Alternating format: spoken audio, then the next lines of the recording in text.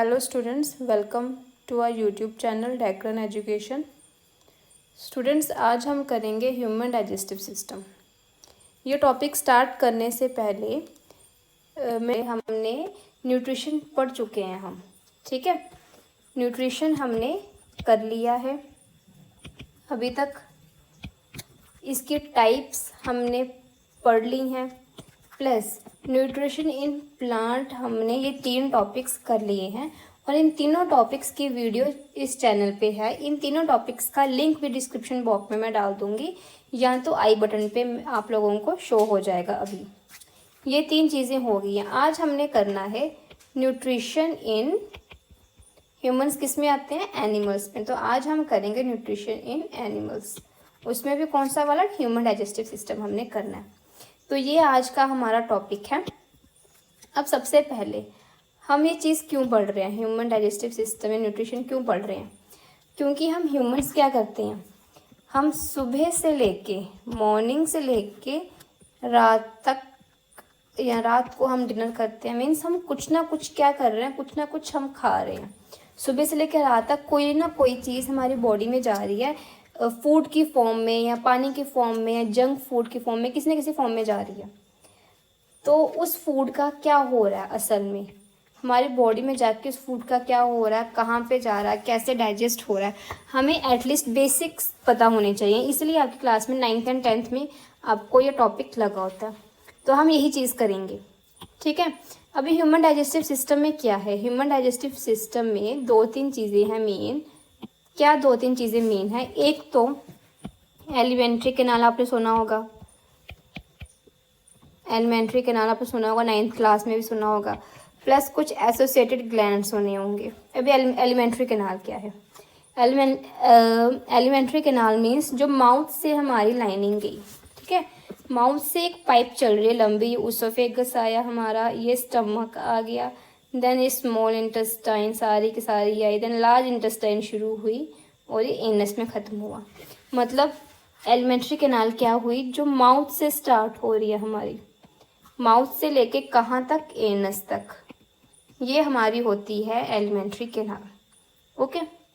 अब इससे कुछ एसोसिएटेड ग्लैंड्स कौन कौन से हैं? ये हमारा ब्राउनिश कलर का लीवर हमारा आ गया। ओके। ये यहाँ पे आपको छोटा सा दिख रहा होगा, गॉल ब्लैडर। गॉल ब्लैडर नहीं बोलते इसको, हम बोलते हैं पैंक्रियास। तो ये पैंक्रियास आ गया, पैंक्रियास आ गया, ठीक है। ये यहाँ पे आपको ग्रीनिश कलर का जो दिख रहा है, ये है गॉल ब्लैडर, ये आ गया। ये कुछ 2-3 ग्लैंड्स हैं जो डाइजेस्टिव सिस्टम से रिलेटेड होते हैं, जो कि इम्पोर्टेंट भी हैं। क्यों इम्पोर्टेंट है? क्योंकि इनकी सेक्रेशन की वजह से इम्पोर्टेंट है। तो ये सब चीज़ें हम करेंगे। पहले हम 1 बाय 1 चीज़ें करेंगे। सबसे पहले आता है हमारा माउथ। सबसे पहले हम क्या पढ़ेंगे? माउथ के बारे में पढ़ेंगे। अब आप लोगों ने छोटी क्लासेस में सुना होगा कि माउथ में क्या क्या चीज़ें आती हैं। आई होप आप लोगों को पता होगा, पर हम फिर से डिस्कस कर लेते हैं। माउथ में क्या आता है? माउथ में 2-3 चीज़ें आती हैं। एक तो हमारे टीथ, सबके पास होते हैं, ओके। एक तो टंग, ये भी सबके पास है। और एक आता है हमारा सलाइवरी ग्लैंड, ये भी सबके पास होता है। अब इन तीनों का काम अपना अपना अलग अलग है। टीथ का क्या काम आएगा? टीथ का काम हमारा आता है कटिंग में, ठीक है। कट करने में, टेयर करने में, ग्राइंड करने में, इन 2-3 चीज़ों में इनका काम हमारा आता है। टीथ भी 2 टाइप्स के होते हैं। आप लोगों ने सुना होगा, छोटे होते हैं मिल्क टीथ, जो दूध के बच्चे, जिसको बोलते हैं दूध के दांत। जो छोटे बच्चे होते हैं जिनको दांत निकलते हैं, वो इजीली टूट जाते हैं, उसके बाद फिर से टीथ आते हैं। तो मिल्क टीथ आते हैं, परमानेंट टीथ आते हैं। तो milk teeth and permanent teeth, ये 2 टाइप्स के टीथ हैं हमारी। टीथ का काम ये आ गया। टंग का काम क्या है? टंग एक मस्कुलर पार्ट है, मसल का बना हुआ है। ये क्या करता है? अब ये यहाँ पे डायग्राम में देखो, अब यहाँ से खाना आया, ठीक है। तो टंग क्या करेगा? यहाँ से खाना आया, इसका सलाइवा हमारा आएगा, सलाइवरी ग्लैंड से थूक आया, मिक्स हुआ, फिर टंग क्या करेगी? इस खाने को इस फूड पाइप में डालेगी, मतलब आगे पास करेगी, ये चीज़ आगे। इसके अलावा टंग जस्ट सपोज ऐसी है, ऐसे ही होती सबकी। तो यहाँ पे टंग के ना यहाँ पे कुछ बर्ड्स होते हैं कॉर्नर्स में, यहाँ पे बर्ड्स होते हैं, और हर एक का अपना अपना काम है। कोई स्वीटनेस के लिए, मीठे के लिए, कोई सोर के लिए, कोई बीटर के लिए। मतलब ये क्या कर रहा है, ये टेस्टिंग का काम करता है, प्लस फूड को नीचे ऊसोफेगस में या फूड पाइप में डाल दिया, ये चीज़ होगी। तो माउथ की हमने टीथ पढ़ लिया, टंग पढ़ लिया। अब आ गया सलाइवरी ग्लैंड। सलाइवरी ग्लैंड क्या करता है, ह्यूमन में 3 सलाइवरी ग्लैंड होते हैं। ओके, नाम पढ़ने की ज़रूरत नहीं है, 10th में इतना डिटेल में नहीं है। सेक्रीशन क्या है इसकी, एक तो सलाइवा, सलाइवा मीन्स थूक अपना, ये हो गया, प्लस कुछ एंजाइम रिलीज़ करता है। एंजाइम का नाम है अमाइलेज। अमाइलेज को हम टाइलिन भी बोलते हैं। ओके, अमाइलेज क्या करता है, अमाइलेज स्टार्च को तोड़ता है शुगर में। ये 3 चीज़ें हमने डिस्कस कर ली। माउथ हमने ख़त्म कर दिया, तो माउथ वाला पोर्शन हमने ख़त्म कर दिया। अभी नेक्स्ट ये लंबी सी नैरो सी पाइप आ रही, इसको क्या बोलते हैं, इसको हम बोलते हैं फूड पाइप या ऊसोफेगस या ईसोफेगस भी बोलते हैं। अभी ये चीज़ करते हैं, क्या है फूड पाइप, जिसको हम ऊसोफेगस भी बोलते हैं। ये एक लंबी सी ऐसी नैरो सी ट्यूब है।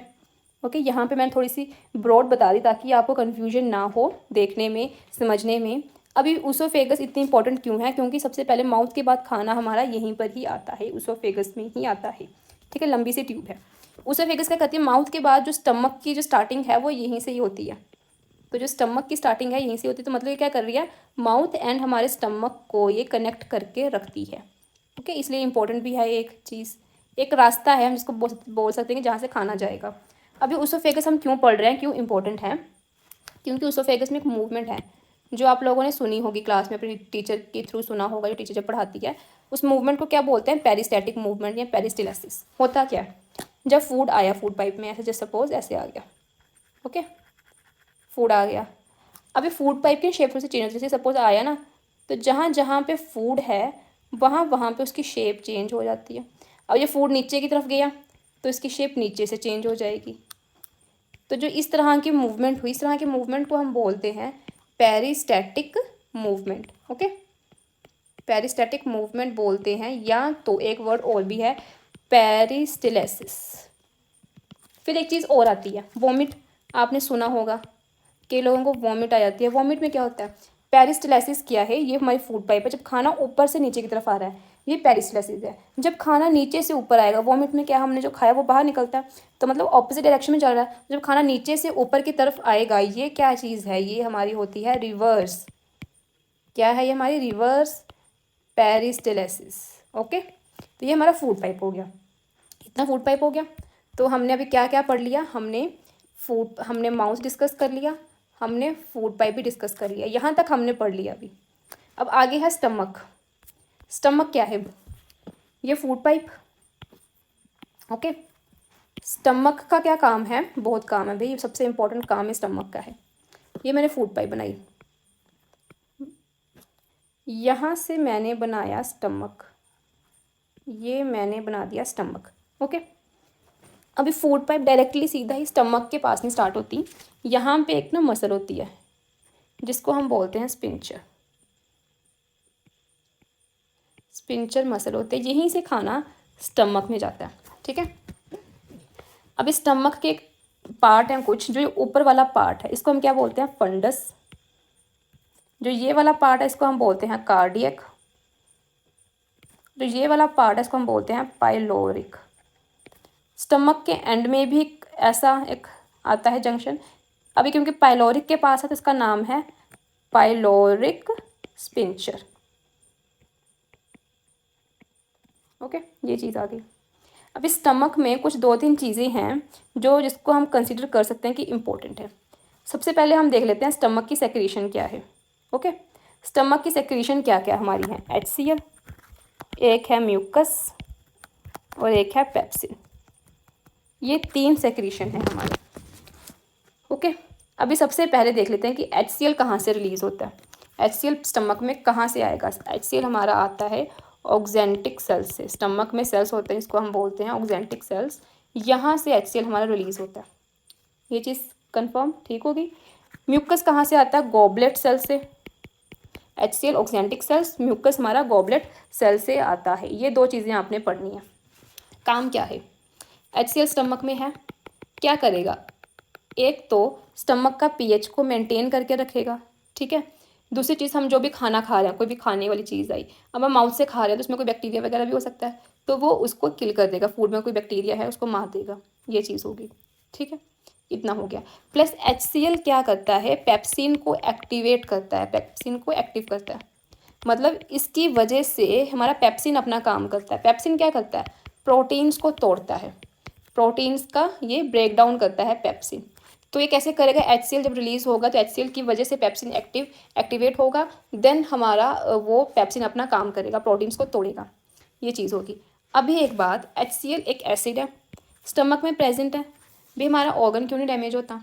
क्योंकि म्यूकस की लेयर यहाँ पे प्रेजेंट है। ओके, क्या प्रेजेंट है? म्यूकस की लेयर। होता क्या है? HCl एक एसिड है, तो ये पहले हमारे स्टमक की, जस्ट इमेजिन स्टमक की इसने एक लेयर को डैमेज किया, ठीक है। एक लेयर डैमेज होगी, पहली लेयर जली, दूसरी आ गई, दूसरी जली, तीसरी आ गई, तीसरी जली, चौथी आ गई। ऐसे ही म्यूकस की लेयर हमारी बनी रहती है। म्यूकस, ऐसे ही म्यूकस की लेयर हमारी स्टमक में बनी रहती है। इससे हमारा स्टमक जो है प्रोटेक्टेड रहता है। तो मतलब म्यूकस क्या कर रहा है? हमारे स्टमक को प्रोटेक्ट कर रहा है ताकि वो डैमेज ना हो, उसमें कोई अल्सर ना आ जाए, ये सब चीज़ें ना हो।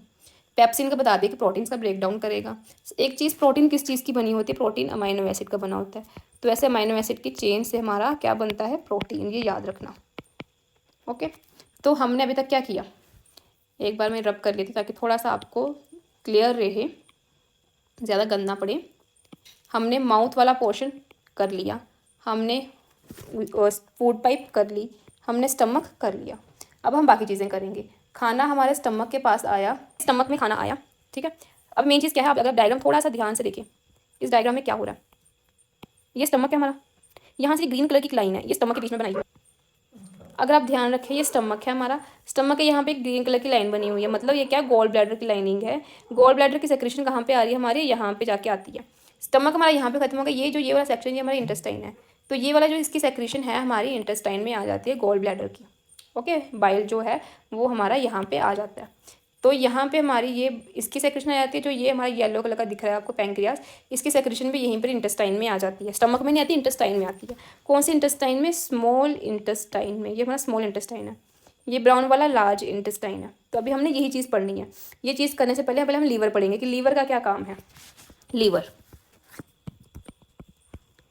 हमारी बॉडी का लार्जेस्ट ग्लैंड है, पहली बात। ओके, लार्जेस्ट ग्लैंड है। ये क्या करता है? बाइल को सेक्रीट करता है।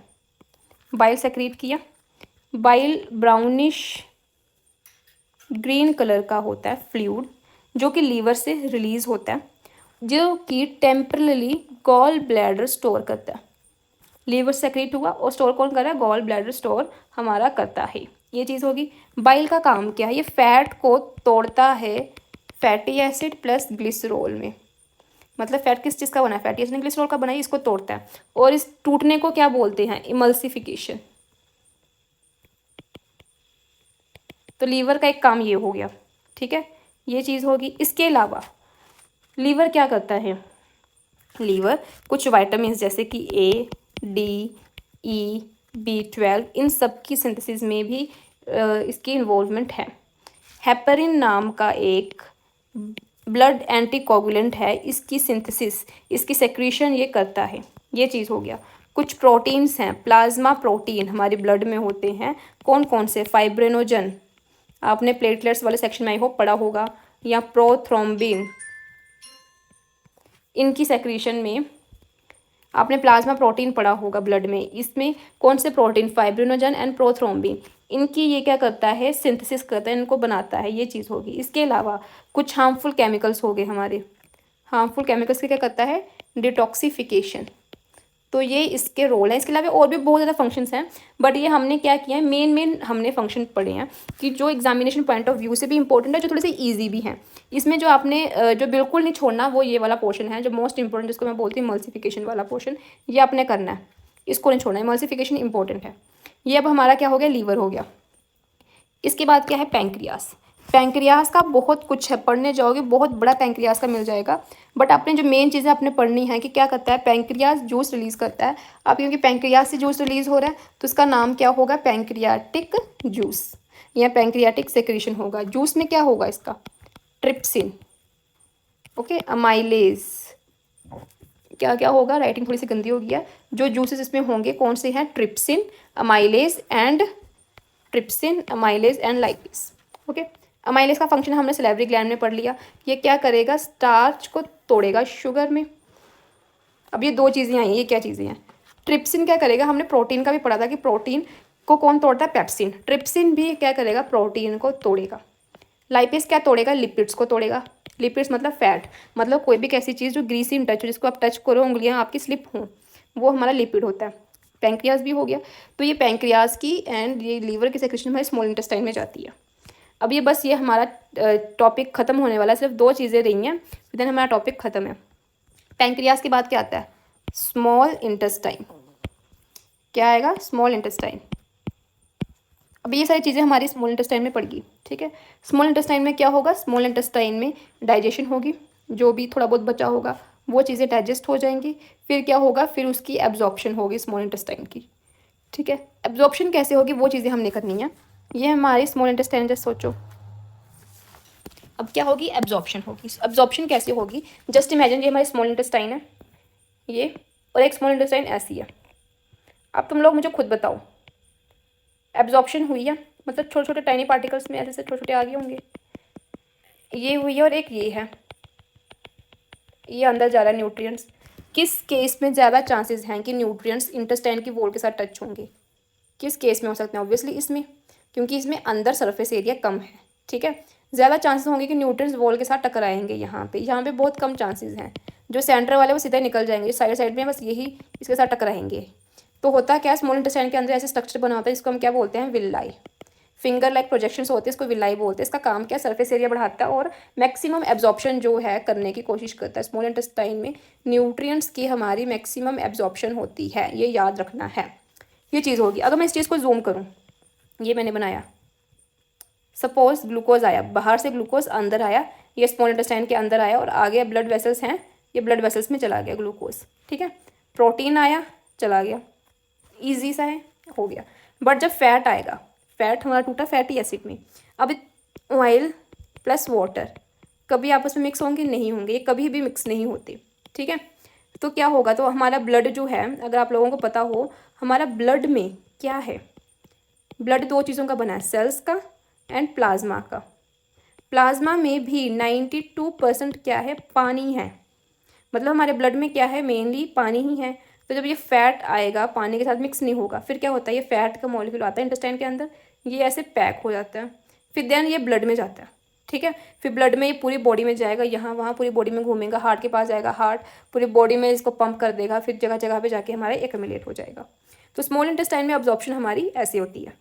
लार्ज इंटेस्टाइन में क्या होगा, वाटर की एब्जॉर्प्शन होगी। स्मॉल इंटेस्टाइन में हमने क्या किया था कि यहाँ पे हमारी मैक्सिमम एब्जॉर्प्शन हमारी स्मॉल इंटेस्टाइन में होती है। तो लार्ज इंटेस्टाइन में मैक्सिमम वाटर हमारा सारा का सारा एब्जॉर्ब हो जाता है। अभी लार्ज इंटेस्टाइन के अलावा हमारी बॉडी में एक ऑर्गन और है, डेट इज स्टमक। यहाँ पर भी क्या होता है, वाटर की एब्जॉर्प्शन होती है। बट ये वाला वाटर ये कहाँ यूज़ होता है, ब्लड बनाने के टाइम पे, जब ब्लड की कॉम्पोजिशन में जो पानी आता है वो ये स्टमक से भी आता है और लार्ज इंटेस्टाइन से भी आता है। तो ये हमने लार्ज इंटेस्टाइन कर लिया। एक चीज़ और कि लार्ज इंटेस्टाइन में वाटर की एब्जॉर्प्शन हुई, इसके अलावा जब स्मॉल इंटेस्टाइन से फूड गया सारा हमारा, ठीक है, फूड जाके लार्ज इंटेस्टाइन में गया, तो मतलब इसमें हमारा अनडाइजेस्टेड फूड भी जा रहा है। तो जो अनडाइजेस्टेड फूड में अगर कोई थोड़ी बहुत कमी पेशी रहेगी है कि अगर थोड़ा बहुत अनडाइजेस्टेड फूड में से कोई चीज़ एब्जॉर्ब होनी हो तो वो भी हो जाती है। मींस अगर कोई मिनरल विटामिन अगर एब्जॉर्ब होने हो तो वो लार्ज इंटेस्टाइन में थोड़े बहुत हो जाते हैं। उसके अलावा जो मेन चीज़ हमारी है वाटर, ये भी एब्जॉर्ब हो जाती है। फिर क्या होगा, लास्ट स्टेप, लार्ज इंटेस्टाइन में सब कुछ हो गया। लार्ज इंटेस्टाइन के बाद हमारी क्या है, कौन सा पॉइंट आता है, हमारा रेक्टम, जहाँ पे टेम्परेरी वेस्ट मटेरियल स्टोर रहता है और एंड में एनस के थ्रू ये अनडाइजेस्टेड फूड निकल जाता है। तो हमने आज ह्यूमन डाइजेस्टिव सिस्टम पूरा का पूरा डिस्कस कर लिया। इस टॉपिक के नोट्स डिस्क्रिप्शन बॉक्स पे दिए हुए हैं, वहाँ पे एक लिंक दिया है इस टॉपिक का, तो वहाँ से आप नोट्स चेक कर सकते हैं, PDF डाउनलोड कर सकते हैं वहाँ से। नेक्स्ट वीडियो में हम ह्यूमन हार्ट डिस्कस करेंगे, सर्कुलेटरी सिस्टम डिस्कस करेंगे। अगर आपको ये वीडियो पसंद आई है, आपने एंजॉय किया है, तो प्लीज़ इस चैनल को लाइक कीजिए, शेयर कीजिए एंड सब्सक्राइब कीजिएगा। Thank you.